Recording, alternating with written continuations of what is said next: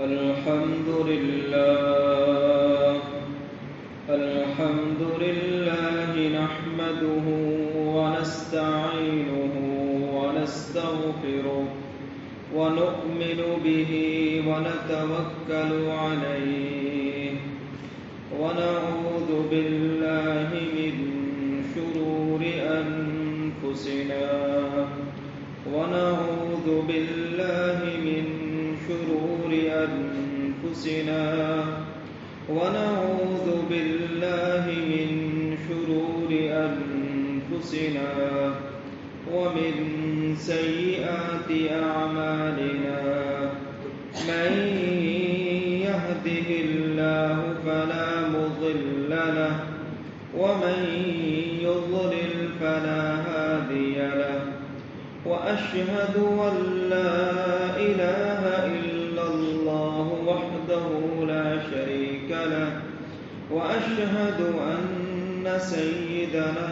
وسندنا ومولانا محمدا عبده ورسوله أما بعد فأعوذ بالله من الشيطان الرجيم بسم الله الرحمن الرحيم ولقد كرمنا بني آدم وحملناهم في البر والبحر ورزقناهم من الطيبات وفضلناهم على كثير ممن خلقنا تفضيلا صدق الله العظيم وصدق رسوله النبي الكريم ونحن على ذلك لمن الشاهدين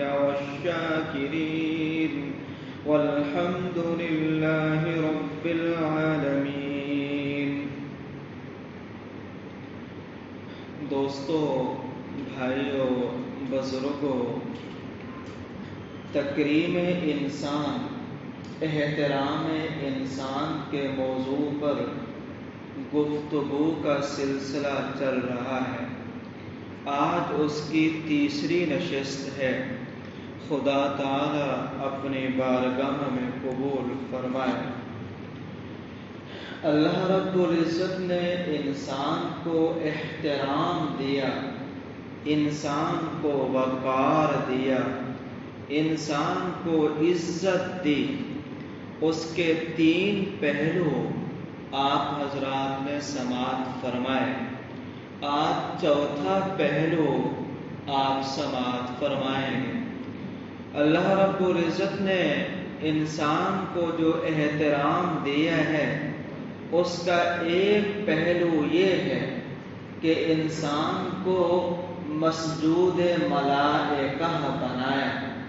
جب اللہ رب العزت نے انسان کو بنا لیا تو اس وقت کی مقدس ترین مخلوق فرشتوں کو حکم دیا کہ تم انسان کو یعنی سیدنا آدم علیہ السلام کو سجدہ کرو.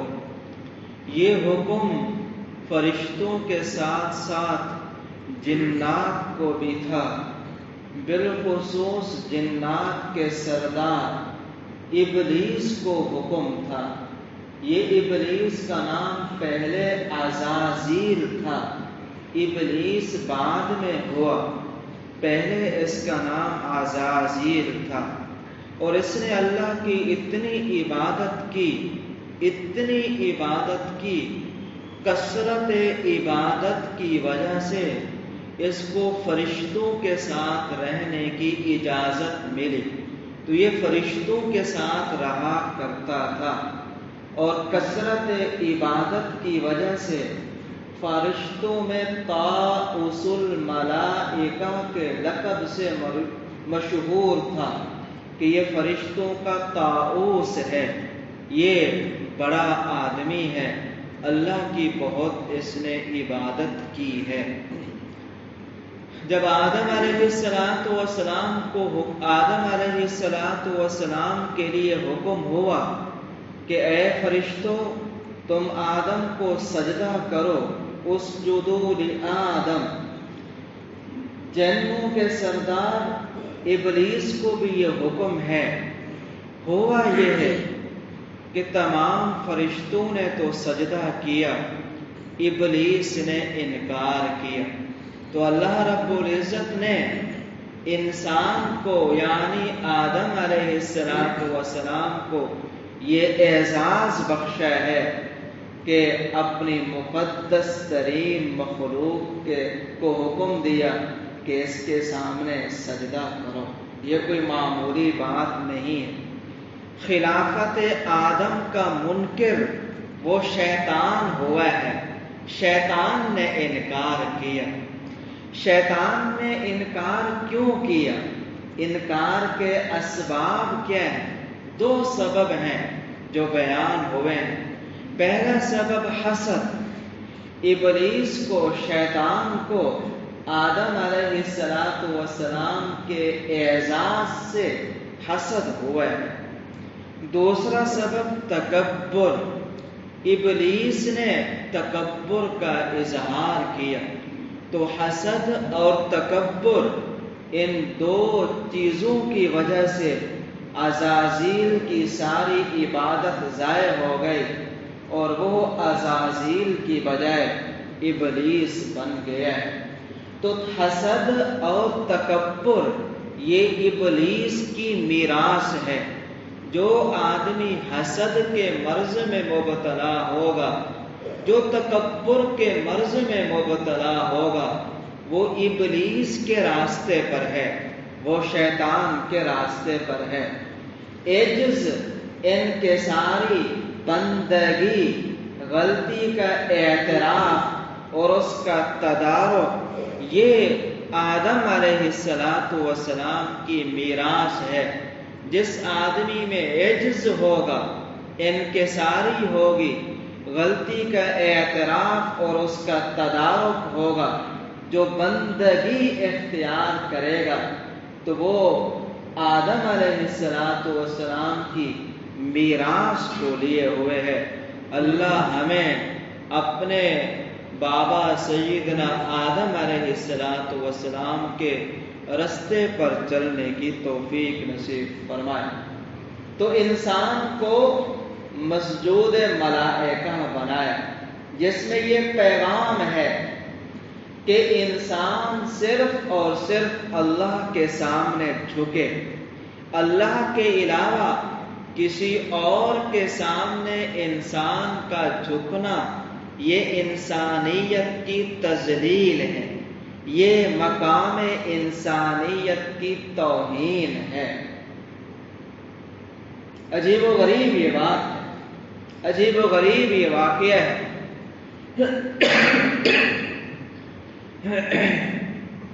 اور مقام انسانیت کا دشمن وہ شیطان ہے، خلافت انسانیت کا دشمن وہ شیطان ہے۔ قرآن کریم نے بیان فرمایا شیطان انسان کا دشمن ہے، اور یہ بھی بیان فرمایا شیطان کے تعلیم یافتہ لوگ وہ بھی انسانیت کے دشمن ہیں۔ وَكَذَلِكَ جَعَلْنَا لِكُلِّ نَبِيٍّ عَدُوًّا شَيَاطِينَ الْإِنسِ وَالْجِنِّ يُوحِي بَعْضُهُمْ إِلَى بَعْضٍ زُخْرُفَ الْقَوْلِ غُرُورًا۔ 2 قسم کے شیطان ہیں۔ اصل شیطان تو ابلیس ہے، اور کچھ شیطان کے راستے پر چلنے والے بھی ہیں۔ شیطان کا طریقہ واردات یہ ہے، زخرف القول غرورا، سورہ انعام کی آیت نمبر 112 میں طریقہ واردات کو بیان فرمایا۔ عجیب و غریب یہ بات ہے، الفاظ ہیں زخرف القول غرورا۔ زخرف کہتے ہیں سونے کو، القول کہا جاتا ہے بات کو، غرور کہتے ہیں دھوکے کو۔ مطلب اس کا یہ ہے کہ شیطان ناجائز بات پر، غلط بات پر سونے کا پانی چڑھا کر پیش کرتا ہے۔ یہ گھڑی ہے، لوہے کی ہے، اگر اس گھڑی کے اوپر सोने का पानी चढ़ा दिया जाए। जो आदमी सोने से वाकिफ नहीं होगा, जिसको पहचान नहीं होगी, वो इसको गोल्ड का समझकर खरीदेगा और गोल्ड की कीमत अदा करेगा। इसकी कीमत अगर 5,000 है तो वो 20,000, 50,000, 1,00,000 रुपए तक अदा करेगा। क्यों? क्योंकि ये सोने की है, लेकिन हकीकत में ये सोने की नहीं है, इसके ऊपर सोने का पानी चढ़ाया गया है। अगर कोई साहब खुशी खुशी इस तरह की चीज लेकर घर में आए, घर में कोई साहब हों जिनको सोने की पहचान हो, वो उसका अच्छी तरह जायजा लेने के बाद कहे, भाई आप तो लुट गए हैं, ये चीज सोने की नहीं है, इसके ऊपर सोने का पानी चढ़ाया गया है। 5,000 की चीज आपको 50,000 में पड़ी है, तो उसका क्या हाल होगा? तो शैतान भी इसी तरह करता है। ज़ुख़्रुफ़ल क़ौलि ग़ुरूरा, गलत बात को खूबसूरत बनाकर पेश करता है। ज़ुख़्रुफ़, सोने का पानी चढ़ाकर पेश करता है। वो झूठ पर सच का पानी चढ़ाकर पेश करेगा और इंसान झूठ को सच समझने लगेगा। वो निफाक पर आईने इखलास का पानी चढ़ाकर पेश करेगा। इंसान की अपनी निफाकी जिंदगी ऐन उसे ईमानी जिंदगी महसूस होने लगेगी। इसलिए पनाह मांगने की जरूरत है। अल्लाहुम्मा इन्ना नऊज़ु बिका मिनल फितन मा ज़हरा मिन्हा व मा बतन। तो इंसान अपना मकाम समझे कि अल्लाह ने उसे क्या मकाम दिया है। अल्लाह रब्बुल इज़्ज़त ने इंसान को एक ये वक़ार दिया कि इंसान को मखदूम कायनात बनाया है। ये कायनात सारी की सारी इंसान की खादिम है। इंसान इस कायनात का मखदूम है, इंसान इस कायनात का दूल्हा है। कुरान ने एक नहीं सैकड़ों आयात में इसी चीज को बयान फरमाया। एक आयत आपके सामने पढ़ता हूँ, सूरह लुक़मान की आयत नंबर 17 है। अलम तरो, क्या तुम देखते नहीं, अन्नल्लाह सख्खर लकुम मा फिस समावाति व मा फिल अर्ज़, कि अल्लाह ने आसमान की सारी चीजों को और जमीन की सारी चीजों को तुम्हारे काम में लगा रखा है। तो जमीन और जमीन की सारी चीजें इंसान के काम में लगी हुई हैं। आसमान और आसमान की सारी चीजें इंसान के काम में लगी हुई हैं। वअस्बग़ अलैकुम निअमहु ज़ाहिरतन व बातिना, ज़ाहिरी और बातिनी नेमतें अल्लाह तुमको दे रहे। हुवल्लज़ी ख़लक़ लकुम मा फ़िल अर्ज़ि जमीआ, जमीन और जमीन में जो कुछ है सब का सब इंसानों तुम्हारे लिए है। तुम जमीन के लिए नहीं हो, तुम जमीन की चीजों के लिए नहीं हो। तो ये इंसान का एजाज है कि इंसान को कायनात का मखदूम बनाया है। वो सूरज जब से बनाया गया उस वक्त से लेकर आज तक इंसान की खिदमत में लगा हुआ है। ये चांद इंसान की खिदमत में, ये सितारे इंसान की खिदमत में, ये जमीन अपनी चीजें इंसान को दे रही है।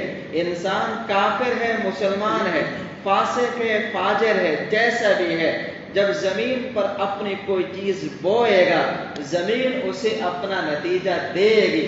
वो ये नहीं कहेगी कि तूने नमाज नहीं पढ़ी इसलिए मैं तुझे फसल नहीं दूंगी, तू मुसलमान नहीं है इसलिए मैं अपनी फसल तुम्हें नहीं दूंगी। नहीं नहीं, ये जमीन खिदमत में लगी हुई है।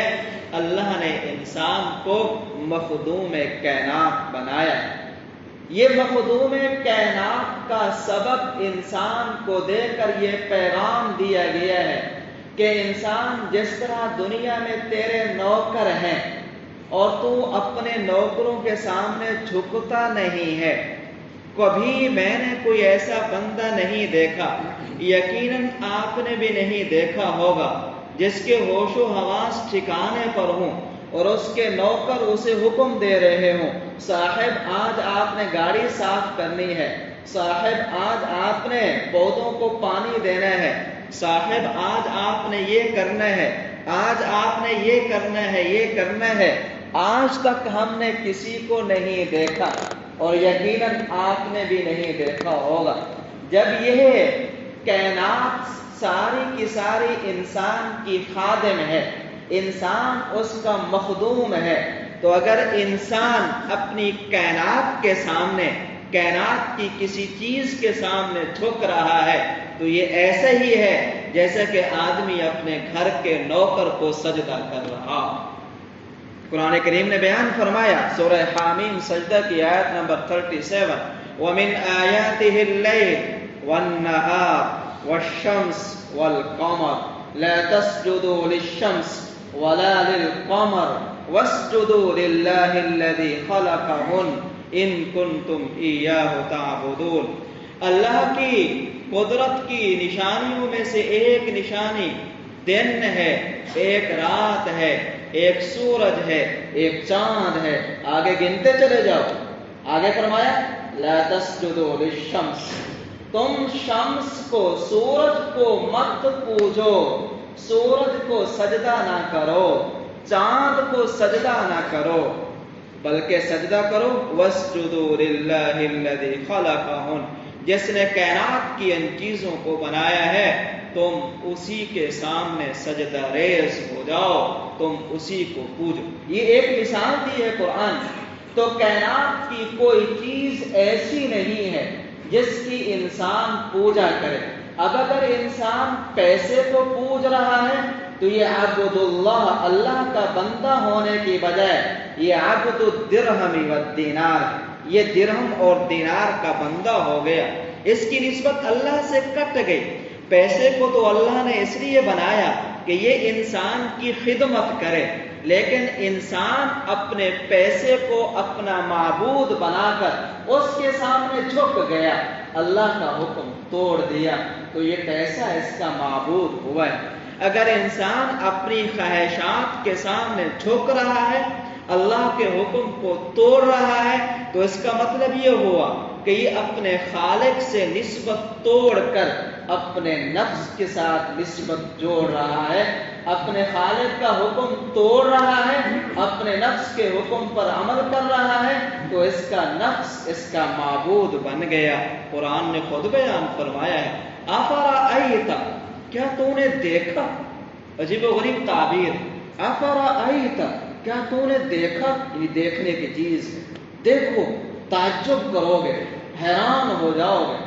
افرأیت، کیا تو نے دیکھا، من، اس آدمی کو، اتخذ ہواہ الہ، جس نے اپنی خواہشات کو اپنا معبود بنا رکھا ہے، جس نے اپنی خواہشات کو اپنا معبود بنا رکھا ہے۔ یعنی معبود تو اس کا کون ہے؟ اللہ ہے، لیکن اس ظالم نے اپنے اللہ سے نسبت کو توڑ کر اپنے نفس کے ساتھ معبودیت کی نسبت جوڑ لی ہے، تو اس کا معبود اس کا نفس ہو گیا۔ تو انسان کائنات کا مخدوم ہے دوستو، مخدوم۔ انسان نے اپنے آپ کو بھلا دیا ہے، کائنات کی ایک ایک چیز کے سامنے جھک رہا ہے، کوئی حرص و ہوس کا بندہ، کوئی پیسے کا بندہ، کوئی منصب کا بندہ، کوئی کسی چیز کا، کوئی کسی چیز کا۔ عبد اللہ، اللہ کے بندے کم نظر آتے ہیں۔ بنایا تو اللہ نے ہے، کیا اس 6 فٹ کے جسم پر اللہ کے حکم کی حکمرانی ہے؟ میں خود اپنا جائزہ لے لوں، میرے اس 6 فٹ کے جسم پر اللہ کے حکم کی حکمرانی ہے یا میری خواہشات کی حکمرانی ہے، یا میرے پاس جو مال و دولت ہے اس کی حکمرانی ہے، یا کسی اور چیز کی حکمرانی ہے؟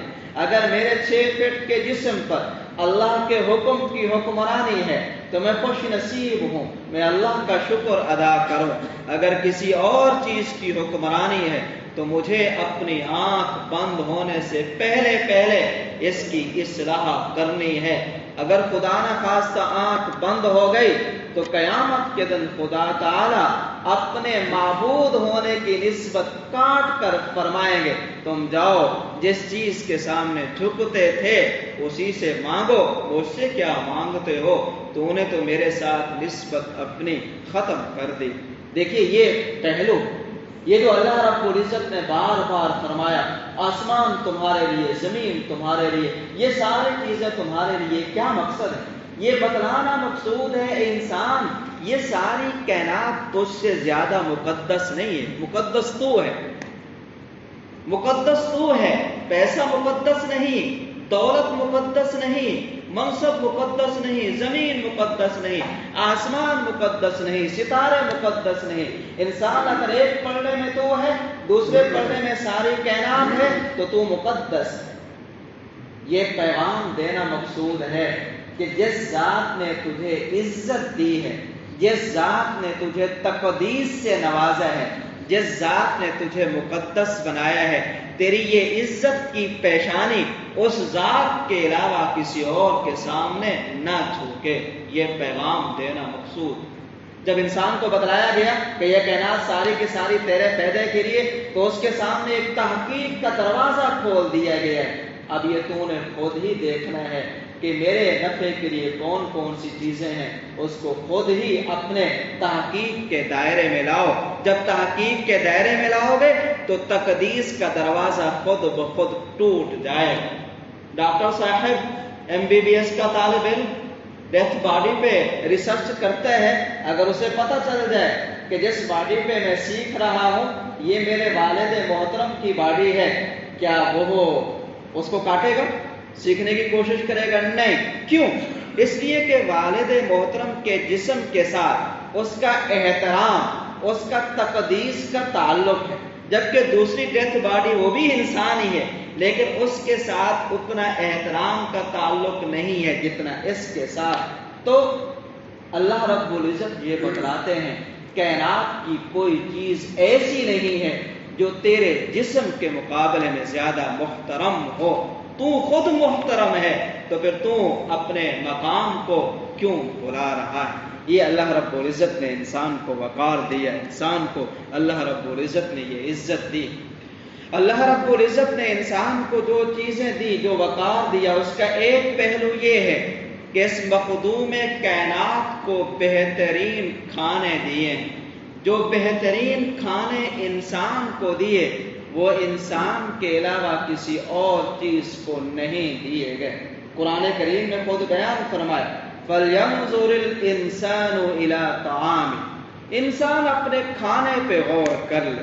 اگر انسان اپنے کھانے پہ غور کرے تو اس کو خدا تعالی کی معرفت صحیح طریقے سے حاصل ہو جائے گی۔ لِيَأْكُلُوا مِن ثَمَرِهِ وَمَا عَمِلَتْهُ أَيْدِيهِمْ أَفَلَا يَشْكُرُونَ۔ ایک چیز ہے گوشت، اس ایک گوشت میں سینکڑوں چیزیں ملا کر انسان کھاتا ہے، پکاتا ہے۔ اس ایک گوشت میں پیاز ڈالے گئے، ٹماٹر، لہسن، ادرک اور کتنے اور مثالیں ڈالے گئے، آئل ڈالا گیا اور اس گوشت کو لذیذ بنا کر قورمے کی شکل میں، کسی اور شکل میں انسان کھا رہا ہے۔ انسان کے علاوہ کائنات کی کون سی چیز ایسی ہے جس کو اس طرح کا کھانا ملا ہے؟ کوئی بھی نہیں۔ فرشتے کھانے پینے سے پاک ہیں، جنات کو تو آپ کی طرف سے غذا ملتی ہے۔ لوگ جنات سے بہت ڈرتے ہیں، آج کل ہر گھر میں جن ہے، ہر گھر میں جن، ہر صاحب ملتے ہیں جی ہمارے گھر میں جنات ہیں۔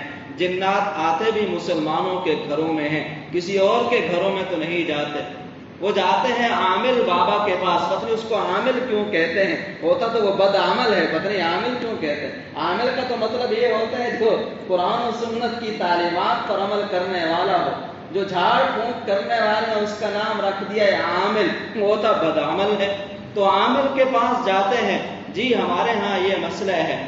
میں 99% عاملین سے مل کر یہ پوری ذمہ داری کے ساتھ بات کر رہا ہوں کہ اس کام میں 99% جھوٹ ہے اور وہ ہماری بتلائی ہوئی باتوں سے باتیں اخذ کر کے ہمیں بیماریاں بتلاتے ہیں اور ہم خوش ہو کر آتے ہیں، ہاں یہ ہو گیا، اور پیسے بھی خوشی خوشی دے کر آتے ہیں۔ جو عامل جتنا زیادہ پیسے لیتا ہو وہ اتنا زیادہ اچھا عامل ہے، جیسا کہ جو ڈاکٹر جتنا زیادہ فیس لیتا ہو اتنا اچھا ڈاکٹر ہے، جبکہ اس پیسوں سے تو اس کا کوئی تعلق نہیں۔ اگر ڈاکٹر حضرات یہاں موجود ہوں تو پیشگی معذرت کے ساتھ کہیں ایسا نہ ہو آپ کہیں کہ ہماری بات کیوں کر رہے ہیں۔ بہرحال میں یہ عرض کر رہا تھا کہ اللہ رب العزت نے انسان کو بہترین کھانے دیے۔ انسان کے علاوہ کون سی مخلوق ہے جس کو اس طرح کا کھانا ملتا ہے؟ انسان جو کھانا کھاتا ہے بچ جاتا ہے وہ باہر پھینک دیتا ہے، یہ جو استعمال کے قابل نہیں ہے، ہڈیاں ہیں وغیرہ اسے باہر ڈال دیتا ہے۔ انہی ہڈیوں کو اللہ جنات کے لیے غذا کے طور پر پیش فرماتے ہیں۔ جنات کو کوئی الگ سے غذا نہیں ملتی، انسان کا بچا ہوا کھانا کھاتا ہے۔ جو انسان کا بچا ہوا کھانا کھائے وہ انسان کو تنگ کر سکتا ہے۔ انسان ذرا اپنے خدا کے ساتھ تعلق صحیح تو رکھے۔ جنات کون ہیں انسان کو تنگ کرنے والے؟ جنات سے زیادہ ڈرپوک مخلوق کوئی اور ہے ہی نہیں۔ انسان کو تو اللہ نے ایسی عزت دی ہے، ایسا وقار دی ہے۔ تو میں یہ عرض کر رہا تھا انسان کے علاوہ کوئی مخلوق ایسی نہیں ہے جس کو اس طرح کی غذائیں دی ہوں۔ کیا کوئی جانور ایسا ہے جو ایک چیز میں سینکڑوں چیزیں ملا کر کھا رہا ہو؟ آپ شیر کے سامنے بہترین بریانی لا کر رکھیں، صاحب میں نے آپ کے لیے بریانی بنائی ہے، میں نے آپ کے لیے قورمہ بنایا ہے اور اس میں اتنی اتنی چیزیں ملائی ہیں، آپ تناول فرمائیے، وہ منہ بھی نہیں لگائے گا اور اپنی زبان حال سے کہے گا مجھے پرہیز ہے، میں یہ کھانا نہیں کھا سکتا، مجھے تو وہ گوشت چاہیے، گوشت بھی کچا چاہیے۔ لیکن انسان دیکھ قرآن کریم میں خود بیان کرنا لِيَأْكُلُوا مِنْ ثَمَرِهِ وَمَا عَمِلَتْهُ أَيْدِيهِمْ أَفَلَا يَشْكُرُونَ۔ یہ تم اپنے ہاتھوں سے کھانے بناتے ہو، ان کھانوں کی تعلیم تمہیں کس نے دی ہے؟ كُلُوا مِنْ طَيِّبَاتِ مَا رَزَقْنَاكُمْ، ہم نے جو تم کو کھانے کی عمدہ چیزیں دی ہیں تم کھاؤ۔ مطالبہ کیا ہے؟ وَاشْكُرُوا لَهُ، اللہ کا شکر ادا کرو، اللہ کا شکر ادا کرو۔ تو یہ انسان کو اللہ نے اعزاز دیا ہے۔ انسان تھوڑا سا غور کرے، فَلْيَنْظُرِ الْإِنسَانُ إِلَىٰ طَعَامِهِ أَنَّا صَبَبْنَا الْمَاءَ صَبًّا ثُمَّ شَقَقْنَا الْأَرْضَ شَقًّا فَأَنبَتْنَا فِيهَا حَبًّا وَعِنَبًا وَقَضْبًا وَزَيْتُونًا وَنَخْلًا وَحَدَائِقَ غُلْبًا وَفَاكِهَةً وَأَبًّا۔ یہ ساری چیزیں گنوائیں کس کے لیے؟ متاعًا لَکُم، تمہارے لیے، یہ سب کچھ تمہارے لیے ہے۔ تم کیا ان چیزوں کے لیے ہو؟ نہیں، تم کس کے لیے ہو؟ وَمَا خَلَقْتُ الْجِنَّ وَالْإِنسَ إِلَّا لِيَعْبُدُونَ، تم اللہ کے لیے ہو۔ کائنات ساری تمہارے لیے، تم کائنات کے لیے نہیں ہو۔ کائنات ساری تیرے سامنے جھکے گی، تجھے اپنا نتیجہ دے گی، لیکن تو نے اس کے سامنے نہیں جھکنا، تو نے اس کے سامنے جھکنا ہے جس نے تجھے یہ کائنات دی ہے۔ یہ ایک پہلو ہے احترام کا، وقار کا، تکریم کا، جو خدا تعالی نے انسان کو نصیب فرمایا ہے۔ انسان کو پیدل نہیں چلوایا، انسان کے لیے سواریاں بنائیں۔ اللہ رب العزت نے انسان کے لیے سواریاں بنائیں، خود بیان فرمایا وَلَقَدْ كَرَّمْنَا بَنِي آدَمَ وَحَمَلْنَاهُمْ فِي الْبَرِّ وَالْبَحْرِ، ہم نے انسان کو بڑی عزت دی ہے، ہم نے انسان کے لیے سواریاں بنائیں، انسان کو سوار کیے ہیں۔ دو قسم کی سواریوں کا تذکرہ، فی البر والبحر، بحری سواریاں اور ہیں، سمندر کی، دریا کی، آپ خود واقف ہیں کتنی سواریاں ہیں۔ بر کی، زمین کی، فضا کی سواریاں اور ہیں۔ یہ سب کی سب کس کے لیے بنی؟ انسان کے لیے بنی۔ کیا کوئی ایسی گاڑی بھی ہے جو صرف اور صرف گھوڑے کے لیے بنی ہو کہ صاحب گھوڑا آئے گا خرید کر لے جائے گا اور اسے چلائے گا؟ کوئی ایسی سواری بھی ہے جو شیر کے لیے بنی ہو؟ کوئی بھی نہیں ہے۔ اگر انسان کے علاوہ کوئی اور مخلوق کسی سواری پر سوار ہے تو وہ انسان کی بدولت ہے، انسان نے اس کو سوار کیا ہے، انسان کی سواری کے اوپر وہ سوار ہے، ورنہ انسان کے علاوہ کسی اور چیز کو اللہ نے سواریاں نہیں۔ یہ گھوڑے، یہ گدھے، یہ جانور، یہ سب کے سب انسان کی سواریاں ہیں۔ قرآن کریم نے بیان فرمایا وَتَحْمِلُ أَثْقَالَكُمْ إِلَى بَلَدٍ لَمْ تَكُونُوا بَالِغِيهِ إِلَّا بِشِقِّ الْأَنفُسِ، یہ گھوڑے، یہ گدھے، یہ خچر، یہ ساری کی ساری سواریاں تمہارے بوجھوں کو اٹھا کر ایک شہر سے دوسرے شہر منتقل کرتے ہیں۔ یہ بڑے بڑے ٹرک، یہ بڑے بڑے ٹرالے، یہ بڑے بڑے جہاز، یہ ایک جگہ سے دوسری جگہ انسان کے سامان کو خود انسان کو منتقل کر رہے ہیں۔ تو یہ انسان ذرا غور تو کرے، یہ اعزاز، یہ اکرام انسان کے علاوہ کسی اور مخلوق کو ملا ہے؟ نہیں ملا۔ تو یہ تکریم انسان کا یہ پہلو ہے۔ تکریم انسان کا ایک پہلو یہ ہے کہ اس انسان کے لیے اللہ نے اپنے محافظ فرشتے متعین فرما دیے۔ ہر انسان کے ساتھ 360 فرشتے ہیں جو اس کی حفاظت کرتے ہیں۔ 360 دوسرے الفاظ میں اگر یہ الفاظ غیر مہذب نہ ہوں تو ہم کہہ سکتے ہیں 360 گارڈ ہر انسان کو اللہ نے دیے۔ 2 گارڈ رکھ لو پریشانی ہو جاتی ہے، 60-70 ہزار روپے تنخواہ دینی پڑتی ہے، وہ بھی ہم جیسے انسان غافل ہو سکتے ہیں۔ اللہ نے ہر انسان کے ساتھ 360 فرشتے متعین کیے ہوئے ہیں جو انسان کی حفاظت کر رہے۔ حدیث میں آیا اگر یہ فرشتے نہ ہوتے، یہ محافظ فرشتے انسان کے ساتھ نہ ہوتے تو جنات انسان کو اچک لیتے، بہت پریشان کرتے۔ انسان کے ساتھ فرشتے ہیں جو جنات کو ہٹا رہے ہیں، ادھر ادھر کر رہے ہیں۔ اگر انسان اللہ کے ساتھ تعلق صحیح قائم کرے اور اپنا خدا تعالیٰ کے ساتھ جو ایک تعلق ہے اس کو مضبوط کرے تو فرشتوں میں اتنی قوت آتی ہے، کائنات کی ایک ایک چیز انسان سے ڈرنے لگتی ہے، ہاتھ باندھ کر کھڑی ہو جاتی ہے، انسان کے آرڈر کی منتظر ہوتی ہے۔ اس پر ایک نہیں، سینکڑوں نہیں، ہزاروں واقعات آپ کے اس بھائی نے پڑھے ہیں، موقع ہوگا تو کبھی عرض کریں گے۔ چنانچہ قرآن کریم نے مخدوم کائنات کے اس پہرہ داری کا خود تذکرہ فرمایا لہو معقبات من بین یدیہ ومن خلفہ یحفظونہ من امر اللہ۔ اللہ کے فرشتے ہیں جو انسان کے دائیں بائیں آگے پیچھے اللہ کے حکم سے انسان کی حفاظت کر رہے۔ یہ تکریم ہے انسان، یہ چیزیں سب انسانوں کو ملی ہیں، کوئی مستثنا نہیں ہے۔ کافر ہے اس کو بھی چیزیں دی، مسلمان ہے اس کو بھی چیزیں دی۔ مطالبہ کیا ہے؟ انسان اپنے مقام کو پہچان۔ سبب کیا ہے؟ انسان اپنے آپ کو پہچان۔ یہ کائنات کی کوئی چیز ایسی نہیں ہے جس کی تو بندگی کرے، تیرے 6 فٹ کے جسم پر یہ حکمرانی کرے، کوئی ایسی چیز نہیں ہے۔ اگر تو اللہ سے اپنی نسبت توڑ رہا ہے تو بہت بڑی غلطی کر رہا ہے۔ اللہ ہمیں اس کی قدر کی توفیق نصیب فرمائے۔ تکریم انسان کا موضوع چل رہا ہے، بقیہ گفتگو اگلے ہفتے۔ دعا فرمائیے، جو کہا ہے سنا ہے اللہ اپنی بارگاہ میں قبول فرمائے۔ وآخر دعوانا الحمدللہ رب العالمین۔